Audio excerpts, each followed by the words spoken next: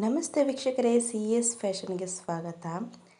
ಜೇನುತುಪ್ಪದಷ್ಟೇ ರುಚಿಕರವಾಗಿರುವಂಥ ಹಲಸಿನ ಹಣ್ಣಿನ ಹೋಳಿಗೆ ತುಂಬ ಅಂದರೆ ತುಂಬ ರುಚಿಯಾಗಿರುತ್ತೆ. ಮಾಡುವ ವಿಧಾನ ನೋಡೋಣವಾ?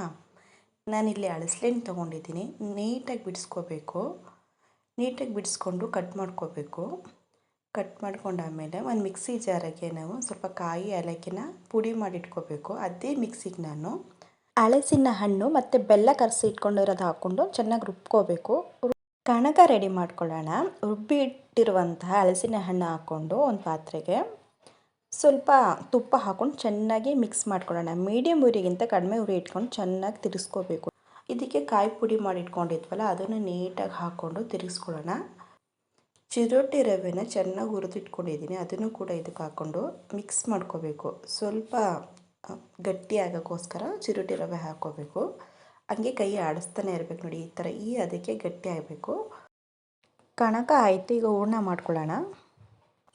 ಇದಕ್ಕೆ 1 ಕಪ್ ಚಿರೋಟಿ ರವೆ, 1 ಕಪ್ ಮೈದಾ, ಚಿಟಿಕೆ ಅರಿಶಿನ, ತುಪ್ಪ 2 ಚಮಚ ಹಾಕ್ಕೊಂಡು ಚೆನ್ನಾಗಿ ಒಂದ್ಸಲಿ ಮಿಕ್ಸ್ ಮಾಡ್ಕೋಬೇಕು. ನೀಟಾಗಿ ಮಿಕ್ಸ್ ಮಾಡ್ಕೊಂಡಾದ್ಮೇಲೆ ನೋಡಿ, ಹಿಡಿದ್ರೆ ಈ ಥರ ಮುದ್ದೆ ಥರ ಹಾಕಬೇಕು.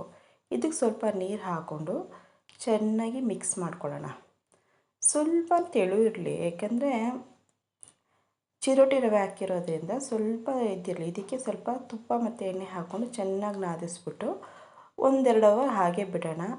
ಆಗಿದೆ ನೋಡಿ, ಕರೆಕ್ಟಾಗಿ ಆಗಿದೆ ನೋಡಿ. ಕಣಕ ಹೂರ್ಣನೂ ಕರೆಕ್ಟಾಗಿ ಆಗಿದೆ. ಇದನ್ನು ನಾವು ಒಂದು ಒಬ್ಬಿ ಶೀಟ್ ತೊಗೊಳ್ಳೋಣ. ಒಬ್ಬಿ ಶೀಟ್ಗೆ ನಾವು ಇದನ್ನು ಸ್ವಲ್ಪ ತುಪ್ಪ ಹಾಕ್ಕೊಂಡು ಚೆನ್ನಾಗಿ ತಟ್ಕೊಳ್ಳೋಣ. ನಿಧಾನಕ್ಕೆ ತಟ್ಕೋಬೇಕು. ಇದಕ್ಕೆ ನೋಡಿ, ಕಣಕ ತಗೊಂಡು ನೀಟಾಗಿ ಹಾಕ್ಕೊಳ್ಳೋಣ. ಹಾಕ್ಕೊಂಡು ಚೆನ್ನಾಗಿ ನೀಟಾಗಿ ಕವರ್ ಮಾಡ್ಕೋಬೇಕು. ನಾವು ಇದನ್ನು ನೀಟಾಗಿ ಕವರ್ ಮಾಡ್ಕೊಳ್ಳೋಣ. ಎಷ್ಟು ಇರೋದ ತೆಗೆದುಬಿಡೋಣ. ಕೈಗೆ ಸ್ವಲ್ಪ ಎಣ್ಣೆ ಹಚ್ಕೊಂಡು ಚೆನ್ನಾಗಿ ಈಗ ತಟ್ಕೊಳ್ಳೋಣ ನೀಟಾಗಿ.